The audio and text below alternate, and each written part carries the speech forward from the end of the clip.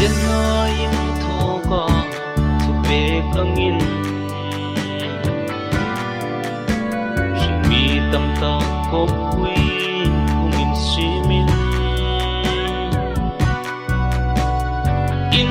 ra song phê in Chung ang chun vay sun in Nang kan farang nu Chung ko tra in tin ding in Kanila che I ulanau hain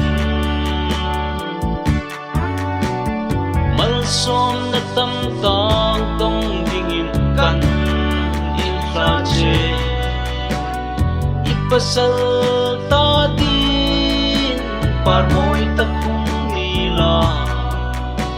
Fanaw malsoy Ilalpa ipa choy rose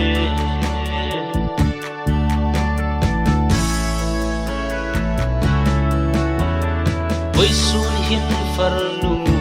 kan ilra che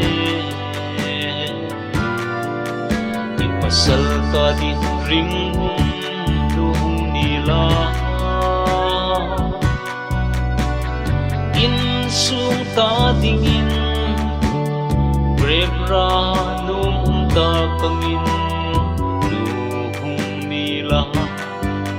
Lalpan ipa choy pein veng ro sen che I ulanau hain Malsom na tamtang tong dingin kan ila che Ipasal ta din parmoy takong nila Fanaw malsoy ilalpa ipa choy rose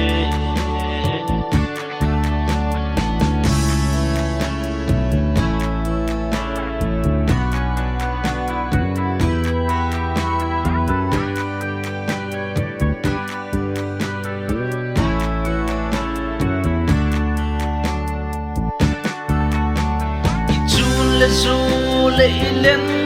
rol hain Ngai tung jingin chon van che rul ta mo Run khat leng thei ta lo khôn ru Dam ta kin tia tru ta si I ulanau hain Malsom na tamtang tong dingin kan ila che Ipasal ta din parmoy takong nila Fanaw malsoy ilalpa ipa